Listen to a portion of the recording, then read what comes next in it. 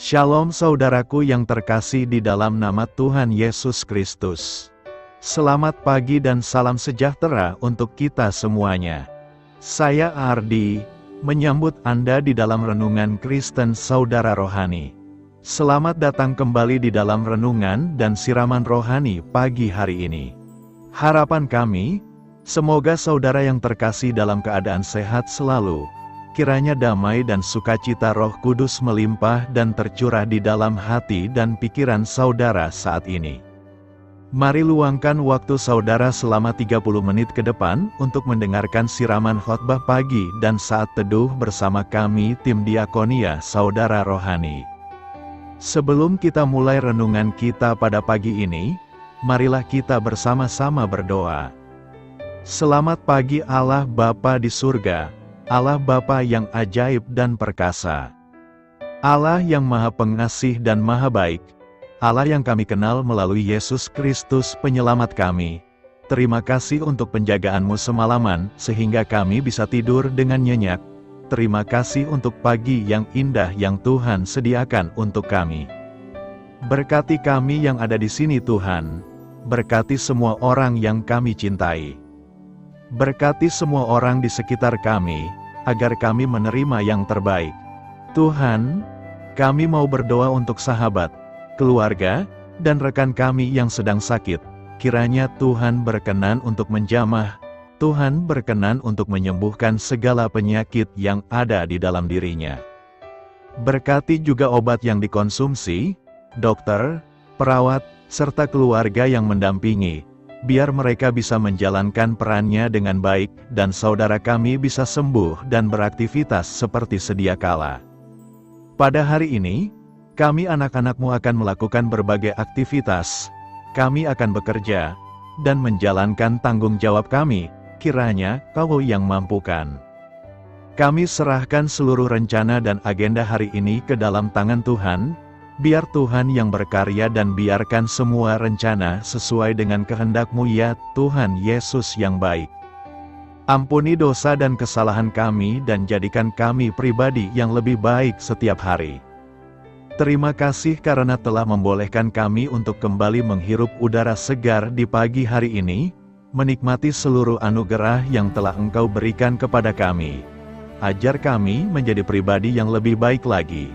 Itu semua karena kebaikan dan curahan kasih yang nyata dari Engkau di kehidupan kami. Demikian permohonan singkat kami saat ini.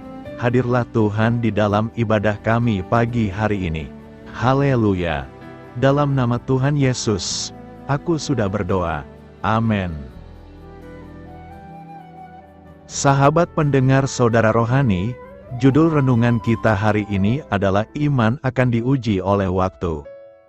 Dan pembacaan ayat emas Alkitab renungan kita hari ini terambil dari kitab Kisah Para Rasul 5 ayat 38 sampai dengan ayat 39 berkata, "Karena itu aku berkata kepadamu, janganlah bertindak terhadap orang-orang ini, biarkanlah mereka, sebab jika maksud dan perbuatan mereka berasal dari manusia, tentu akan lenyap, tetapi kalau berasal dari Allah, kamu tidak akan dapat melenyapkan orang-orang ini. Mungkin ternyata juga nanti, bahwa kamu melawan Allah." Nasihat itu diterima. Mari kita mulai renungan kita. Entah mengapa, iman Kristen selalu harus berhadapan dengan penderitaan dan aniaya. Banyak pihak yang tidak suka, bahkan membenci iman Kristen, sejak semula kelahirannya. Yesus harus berhadapan dengan para ahli Taurat, imam-imam, orang Farisi dan Saduki. Mereka adalah para rahaniwan pada masanya. Pengajaran Yesus yang melampaui akal membuat mereka menyangka Yesus sebagai penyesat yang harus dibinasakan. Para murid Yesus mewarisi pertentangan tersebut, ditambah dengan para penguasa Romawi yang berkuasa kala itu. Fakta itu terus berlanjut meskipun dalam bentuk dan konteks yang berbeda-beda.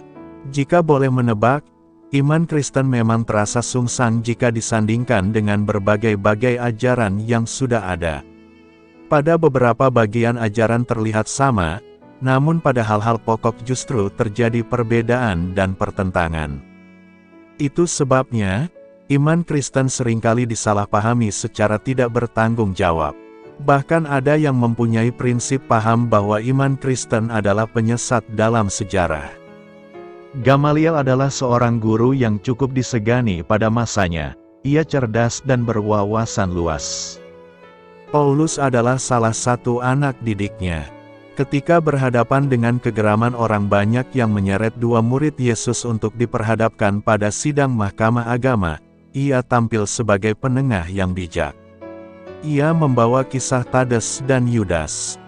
Dua tokoh tersebut tampil dengan epik dalam pemberontakan dengan mengatasnamakan kebenaran. Faktanya, saat mereka mati, para muridnya pun tercerai-berai, menimbang bahwa sepengetahuan mereka Yesus telah mati, maka biarlah waktu yang bekerja.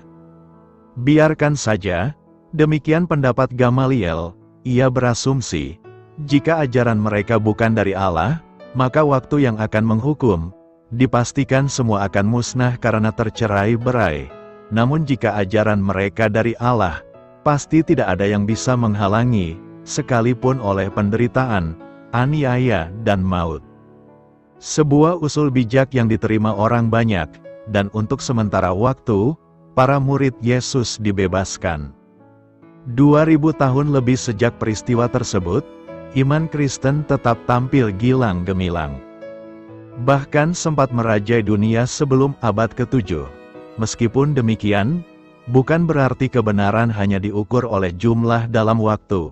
Kebanyakan tetap tampil sebagai kebenaran meskipun upaya membinasakan akan terus ada. Dalam hal ini, setiap generasi mendapatkan kesempatan yang sama untuk menguji, apakah yang ia imani dalam Yesus adalah kebenaran atau fiktif semata. Dalam hal ini, Allah terus berkarya dengan menyatakan diri, Roh Kudus, yaitu pribadi ketika dalam Allah Tritunggal, Bapa dan Anak dan Roh Kudus, yang pernah menolong para murid untuk tampil sebagai saksi, adalah roh yang sama yang tampil hari ini untuk memperlengkapi kita dengan pengetahuan iman yang cukup untuk bersaksi. Waktu telah menjadi saksi bahwa iman Kristen terus mampu eksis meskipun diserang oleh iblis dengan berbagai macam cara. Pergumulan dari dalam terjadi, pun dari luar akan terus ada dalam sejarah. Meskipun demikian, iman Kristen berhasil melewati itu semua dengan kepala tegak sebagai kebenaran yang sesuai realita. Para murid adalah saksi mata. Demikian juga kita hari ini adalah saksi hidup tentang kasih dan keadilan Allah yang dinyatakan dalam Yesus Kristus. Tugas utama seorang saksi adalah menyatakan apa yang dia alami kepada banyak orang. Waktu telah menguji dan akan terus menguji. Itu sebabnya, jadilah saksi yang mengalami sendiri kasih Tuhan dalam kehidupan. Harus lebih taat kepada Allah daripada manusia.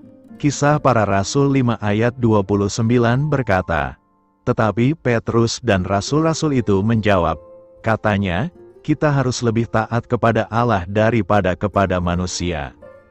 Ketaatan kita harus lebih besar kepada Allah daripada manusia.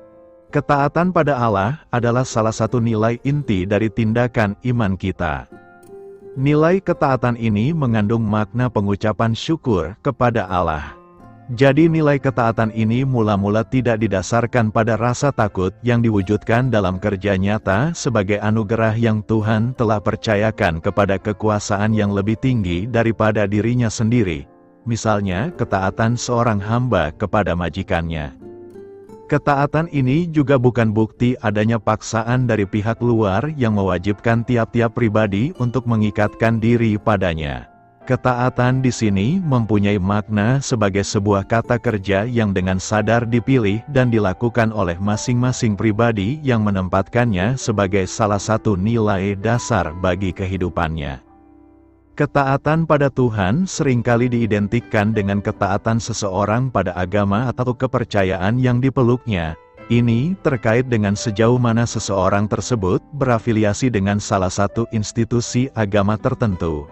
Ketaatan pada Tuhan juga acap kali dikaitkan dengan pandangan seseorang terhadap agama-agama dan relasi antara agama-agama tersebut. Ketaatan kita kepada Tuhan harus tampak juga dalam ketaatan kita pada orang tua.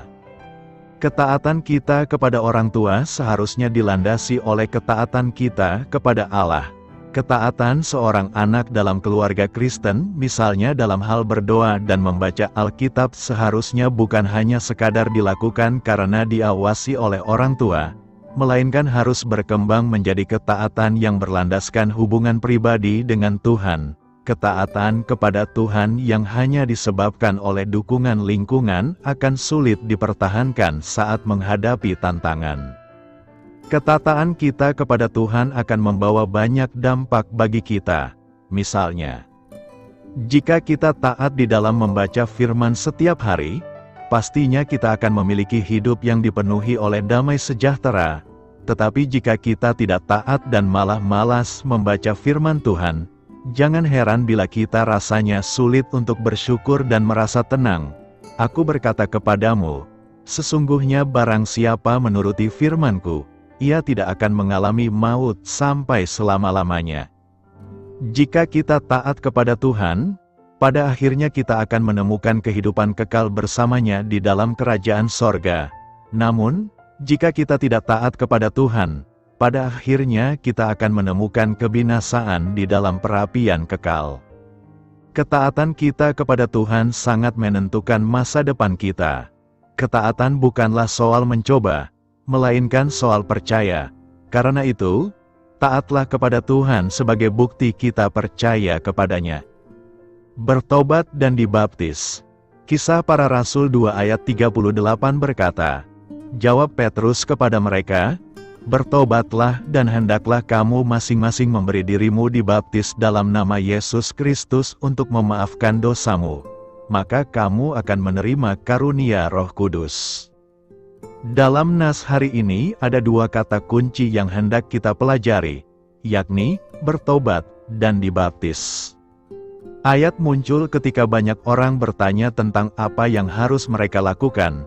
Maka Petrus menjawab bahwa setiap orang harus melakukan dua syarat untuk mendapatkan dua karunia dari Tuhan. Dua syarat tersebut adalah konversi dan dibaptis. Dua karunia dari Tuhan adalah mendapat pengampunan dosa dan menerima karunia Roh Kudus. Bertobat adalah pelestarian angan-angan, yaitu pikiran yang dialihkan kepada Allah. Dibaptis adalah suatu pernyataan sikap, menyatakan bahwa apa yang dipercayai dalam hati, secara umum dideklarasikan dalam tindakan. Seseorang harus terlebih dahulu berkomunikasi, kembali kepada Allah serta menerima Allah. Barulah orang tersebut dapat dibaptis. Bila ada orang yang dibaptis tanpa didahului pertobatan, maka baptisan tersebut tidak memiliki khasiat spiritual. Hanya orang yang telah bertransformasi yang dapat dibaptis. Tetapi harus kita ingat bahwa baptisan hanya boleh dilakukan sekali saja. Jika sudah dibaptis, jangan lagi kita dibaptis ulang. Jika kita melakukan kejahatan dan dosa lalu kita melakukan transaksi, maka pertobatan itu tidak lagi harus dibaptiskan ulang karena tanda kita sudah melakukan transaksi. Bukan, kita hanya membayangkan meninggalkan segala kejahatan dan mohon ampun di hadapan Tuhan tanpa harus dibaptiskan kembali. Sebab jika kita dibaptiskan lagi, maka kita akan membatalkan keselamatan yang telah kita terima.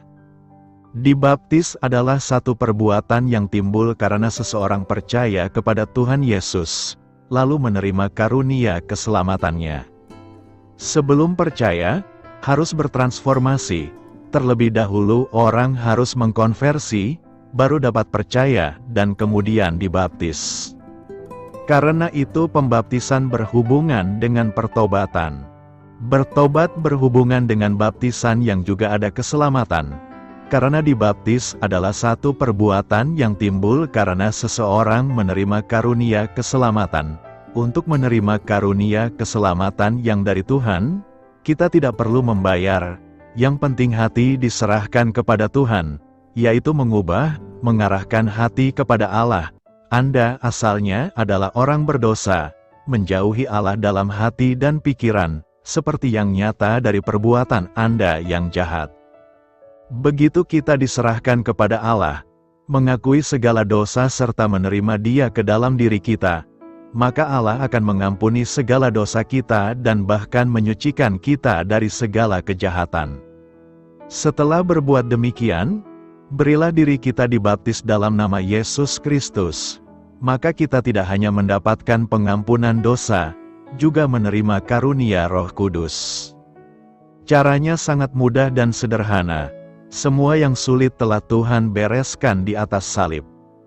Semua umat manusia sudah berdosa.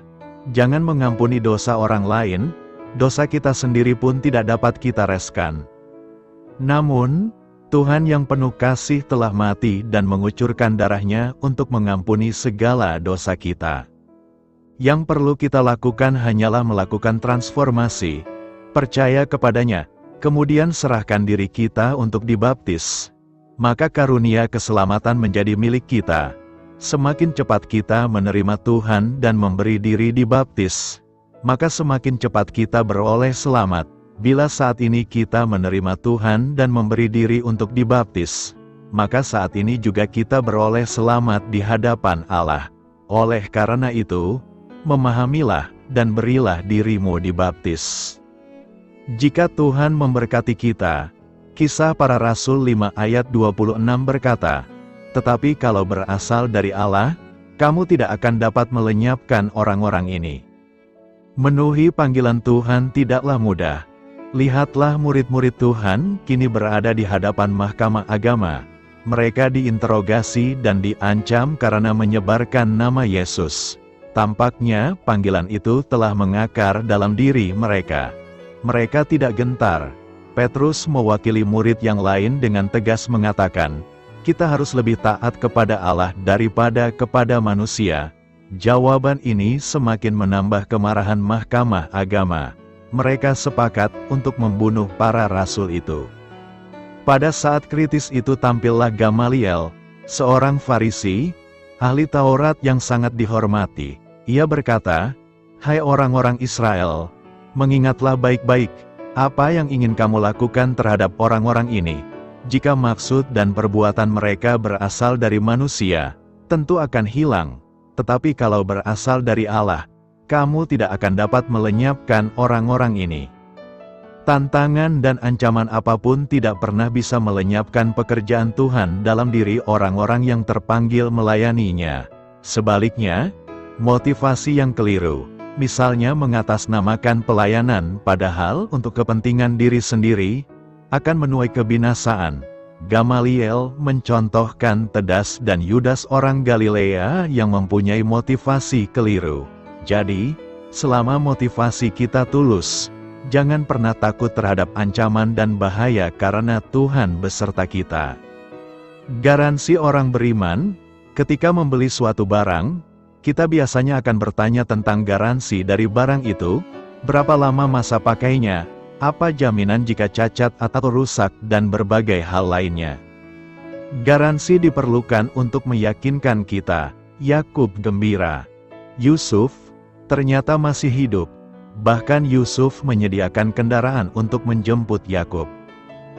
Dalam perjalanan menuju Mesir, di Bersyeba Tuhan menjumpai Yakub dan berkata, Kejadian 46 ayat 3-4 berlata, lalu firman-Nya, Akulah Allah, Allah ayahmu, janganlah takut pergi ke Mesir, karena aku akan menjadikanmu menjadi bangsa yang besar di sana. Aku sendiri akan menemanimu pergi ke Mesir, dan tentulah aku juga akan membawamu kembali, dan tangan Yusuflah yang akan mengatupkan kelopak matamu nanti. Jaminan itu meneguhkan Yakub untuk melangkah ke Mesir. Ia pergi bersama anak cucunya. Menjadi percaya tidaklah mudah. Perlu batu ujian dalam hidup kita. Demikian juga para rasul, ketika mereka diperhadapkan ke mahkamah agama, Gamaliel memberi pengertian kepada sidang. Kisah Para Rasul 5 ayat 38-39 berkata, Karena itu aku berkata kepadamu, janganlah bertindak terhadap orang-orang ini. Biarkanlah mereka, sebab jika maksud dan perbuatan mereka berasal dari manusia, tentu akan lenyap, tetapi jika berasal dari Allah, kamu tidak akan dapat melenyapkan orang-orang ini. mungkin ternyata juga nanti, bahwa kamu melawan Allah. Nasihat itu diterima, dan setelah disesah para rasul dibebaskan. Kisah Para Rasul 5 ayat 41-42 berkata, rasul-rasul itu meninggalkan sidang mahkamah agama dengan gembira, karena mereka dianggap layak menderita ditularkan oleh karena nama Yesus.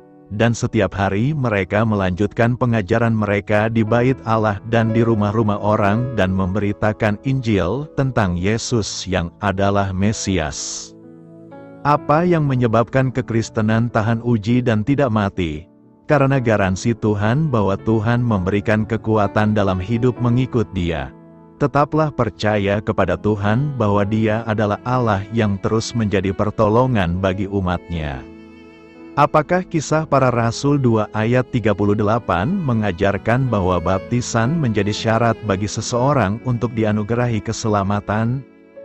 Kisah Para Rasul 2 ayat 38 menyatakan, jawab Petrus kepada mereka, bertobatlah dan hendaklah kamu masing-masing memberi dirimu dibaptis dalam nama Yesus Kristus untuk pengampunan dosamu, maka kamu akan menerima karunia Roh Kudus.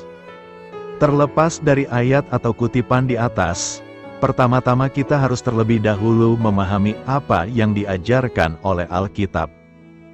Dalam hal baptisan dan keselamatan, Alkitab secara jelas menyatakan kalau keselamatan hanyalah oleh kasih karunia melalui iman kepada Yesus Kristus, bukan karena perbuatan apapun, termasuk baptisan. Jadi, setiap interpretasi yang mengambil kesimpulan bahwa baptisan menjadi syarat bagi seseorang untuk dianugerahi keselamatan, adalah interpretasi yang salah.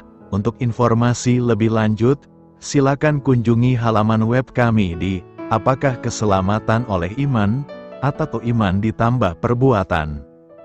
Lantas, mengapa ada orang-orang yang berasumsi kalau kita harus dibaptis jika ingin diselamatkan? Biasanya, diskusi mengenai bagian ini terkait apakah baptisan sebagai syarat bagi seseorang untuk dianugerahi keselamatan berkisar pada penggunaan kata atau Yunani, eis, yang diterjemahkan sebagai untuk di bagian ini. Mereka yang percaya kalau baptisan sebagai syarat keselamatan memahami kata untuk di kalimat dibaptis dalam nama Yesus Kristus untuk pengampunan dosamu memiliki arti untuk mendapatkan. Namun, dalam bahasa Yunani dan Inggris ada banyak kemungkinan penggunaan kata untuk. Sebagai contoh, ketika seseorang mengatakan, ambil 2 butir obat untuk sakit kepala Anda, jelas sekali bahwa itu tidak berarti, ambil 2 butir obat supaya kepala saudara sakit, melainkan, ambil 2 butir obat karena saudara sudah sedang sakit kepala. Ada 3 makna dari kata, untuk, yang mungkin sesuai dengan konteks Kisah Para Rasul 2 ayat 38 ini.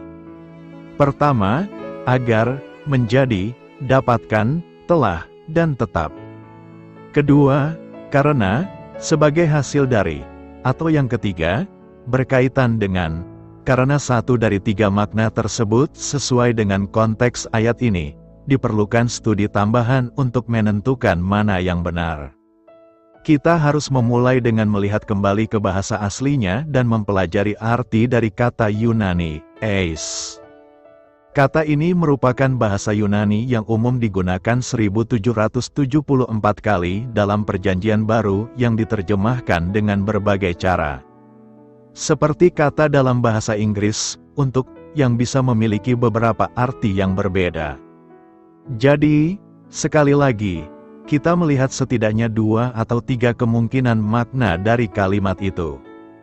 Arti yang satunya mungkin bisa mendukung pernyataan baptisan sebagai persyaratan bagi keselamatan, sementara arti yang lainnya tidak. Kedua makna dari kata eis ini dipakai dalam ayat-ayat yang berbeda di Alkitab.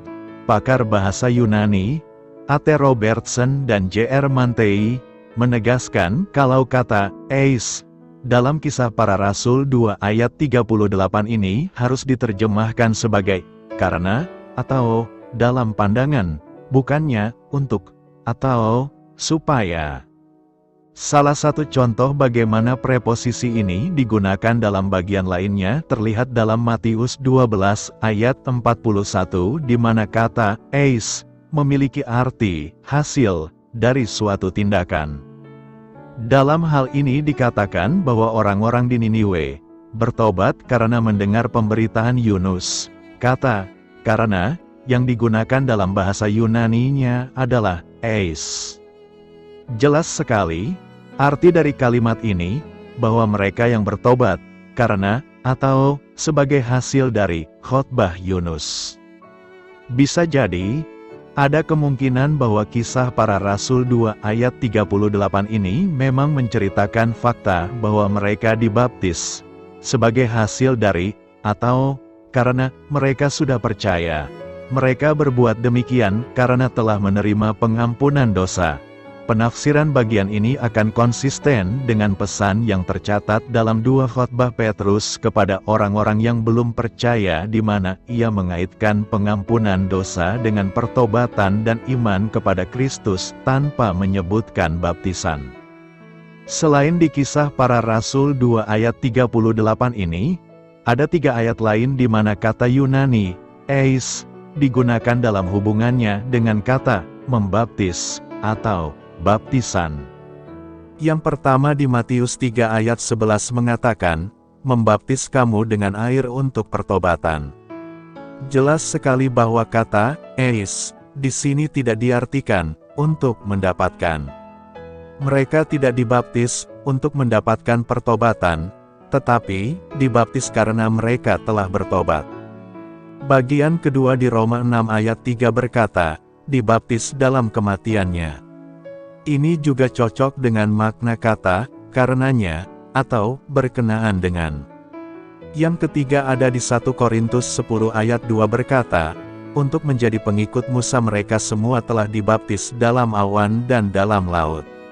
Sekali lagi, kata eis dalam kalimat ini bukan berarti untuk mendapatkan, karena orang Israel tidak dibaptis untuk menjadikan Musa pemimpin mereka. Musa sudah menjadi pemimpin mereka dan telah memimpin mereka keluar dari Mesir. Jika kita mau konsisten dalam penggunaan preposisi eis dalam hubungannya dengan baptisan, kita harus menyimpulkan bahwa kisah para rasul 2 ayat 38 ini memang mengacu pada makna mereka dibaptis karena telah menerima pengampunan dosa. Beberapa ayat lain di mana eis tidak diartikan untuk mendapatkan, bisa ditemukan di Matius 28 ayat 19, 1 Petrus 3 ayat 21 dan Kisah Para Rasul 19 ayat 3. Fakta mengenai tata bahasa terkait ayat ini dan penggunaan kata depan, eis, jelas menunjukkan bahwa kedua pandangan terhadap ayat ini sudah cocok dengan konteksnya dan kemungkinan makna dari ayat tersebut. Mayoritas dari fakta yang sesuai untuk mendefinisikan kata untuk pada konteks ini antara lain karena atau dalam hal bukannya untuk mendapatkan. Oleh karena itu, Kisah Para Rasul 2 ayat 38 berkata, ketika ditafsirkan dengan benar, tidak mengajarkan bahwa baptisan diperlukan sebagai syarat bagi seseorang untuk dianugerahi keselamatan. Selain diterjemahkan sebagai untuk, dalam bagian ini, ada aspek tata bahasa lain yang harus dipertimbangkan perubahan antara orang kedua dan orang ketiga antara kata kerja dan kata ganti di bagian itu. Misalnya, dalam perintah Petrus untuk bertobat dan dibaptis, kata Yunani tersebut diterjemahkan sebagai bertobat dalam orang kedua jamak, sementara kata kerja, dibaptis, adalah orang ketiga tunggal. Ketika kita memasangkan kata tersebut dengan fakta bahwa kata ganti Anda dalam kalimat pengampunan dosamu yang juga berbentuk orang kedua jamak, kita melihat sebuah perbedaan penting yang membantu kita memahami bagian ini. Hasil perubahan dari orang kedua jamak menjadi orang ketiga tunggal dan sebaliknya, tampaknya menghubungkan kalimat pengampunan dosamu secara langsung dengan perintah untuk bertobat. Oleh karena itu, Ketika saudara memperhitungkan perubahan orang dan jumlahnya, berarti Anda jamak bertobat untuk pengampunan plural terhadap dosa-dosa Anda, dan membiarkan masing-masing tunggal dirimu dibaptis tunggal. Atau, dengan cara yang lebih jelas, Anda semua bertobat untuk pengampunan terhadap semua dosa Anda, dan biarkan kamu masing-masing dibaptis. Kesalahan lain yang dibuat oleh mereka yang memahami kalau Kisah Para Rasul 2 ayat 38 ini mengajarkan baptisan sebagai persyaratan untuk dianugerahi keselamatan, kadang-kadang disebut sebagai kekeliruan dalam mengambil kesimpulan. Sederhananya, gagasan bahwa hanya karena pernyataan itu benar, kita tidak bisa menganggap semua peniadaan atau kebalikan dari pernyataan itu juga benar. Dengan kata lain, hanya karena Kisah Para Rasul 2 ayat 38 mengatakan, bertobat dan dibaptis untuk pengampunan dosamu, maka kamu akan menerima karunia Roh Kudus. Itu tidak berarti bahwa jika seseorang bertobat dan tidak dibaptis, dia tidak akan menerima pengampunan dosa atau karunia Roh Kudus. Ada perbedaan penting antara kondisi untuk dianugerahi keselamatan dan persyaratan untuk dianugerahi keselamatan. Alkitab dengan jelas menyatakan bahwa percaya atau tidaknya seseorang merupakan sebuah kondisi dan persyaratan, tapi hal ini tidak bisa disamakan dengan perihal baptisan. Alkitab tidak menyatakan bahwa jika seseorang tidak dibaptis, maka dia tidak akan diselamatkan. Seseorang bisa saja menambahkan sejumlah hal terkait kondisi iman yang diperlukan untuk keselamatan. Misalnya, jika seseorang percaya, dibaptis, pergi ke gereja, dan suka memberi kepada orang miskin, maka ia akan diselamatkan. Kesalahan dalam berpikir terjadi jika seseorang mengasumsikan kondisi-kondisi baptisan, pergi ke gereja, memberi kepada orang miskin, merupakan syarat untuk diselamatkan. Hal tersebut menunjukkan bukti ada tidaknya buah-buah yang dihasilkan keselamatan, tetapi bukan persyaratan untuk keselamatan. Untuk penjelasan lebih menyeluruh tentang kesalahan ini, silakan lihat bagian pertanyaan. Apakah Markus 16 ayat 16 mengajarkan bahwa baptisan diperlukan untuk keselamatan? Fakta bahwa baptisan tidak diperlukan untuk menerima pengampunan dan karunia Roh Kudus juga bisa kita ketahui dengan membaca kitab Kisah Para Rasul lebih mendalam. Di Kisah Para Rasul 10 ayat 43, Petrus mengatakan kepada Kornelius bahwa, melalui namanya, orang yang percaya kepadanya akan mendapat pengampunan dosa. Perlu dicatat bahwa hingga saat itu, tidak ada yang menyebutkan tentang soal baptisan. Tapi Petrus menghubungkan percaya tidaknya seseorang kepada Kristus dengan tindakan menerima pengampunan atas dosa-dosanya. Hal berikutnya yang terjadi adalah mempercayai pesan Petrus tentang Kristus, bahwa turunlah Roh Kudus ke atas semua orang yang mendengarkan pemberitaan itu. Hanya setelah mereka percaya, menerima pengampunan dosa dan karunia Roh Kudus, barulah Kornelius dan keluarganya dibaptis. Konteks dan bagian tersebut sangat jelas. Kornelius dan keluarganya menerima pengampunan dosa dan karunia Roh Kudus sebelum mereka dibaptis. Bahkan, alasan Petrus membaptis mereka justru dikarenakan mereka menunjukkan bukti telah menerima Roh Kudus, seperti Petrus dan orang Yahudi yang telah menjadi orang percaya. Kesimpulannya, Kisah Para Rasul 2 ayat 38 ini tidak mengajarkan kalau baptisan diperlukan sebagai syarat bagi seseorang untuk dianugerahi keselamatan. Baptisan memang penting, sebagai tanda bahwa seseorang telah dibenarkan oleh iman, juga sebagai pernyataan publik iman seseorang di dalam Kristus dan keanggotaannya dalam tubuh Kristus. Tapi, baptisan tidak terkait dengan pengampunan dosa. Alkitab dengan jelas menyatakan bahwa kita diselamatkan oleh kasih karunia melalui iman percaya kepada Kristus saja. Demikian renungan dan khotbah kita pada pagi hari ini. Doa saya menyertai saudara sekalian. Marilah kita menyampaikan doa syafaat. Ya Allah, Sebagai manusia yang lemah, aku sering dilanda ketakutan. Tolonglah aku untuk melihat dan merasakan kasih serta kepedulian-Mu di tengah pencobaan dan kesulitan yang kuhadapi. Amin. Sampaikan harapan dan permintaan saudara kepada Tuhan.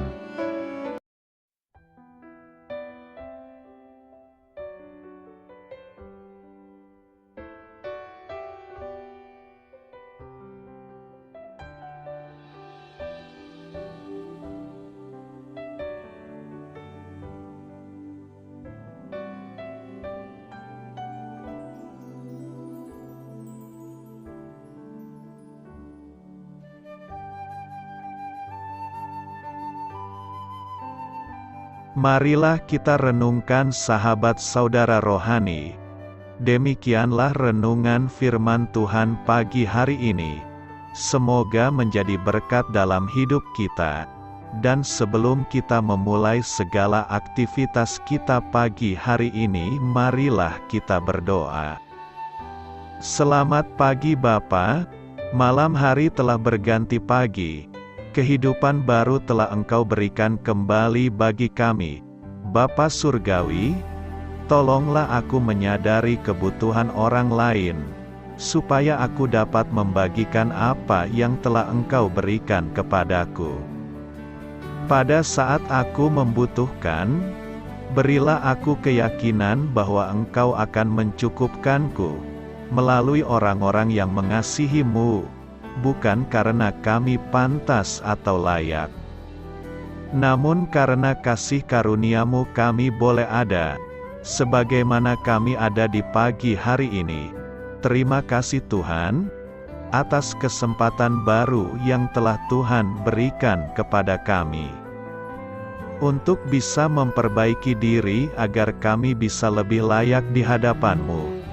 Hari ini kami serahkan semua perkara dan kesulitan yang akan kami lalui ke dalam tangan-Mu.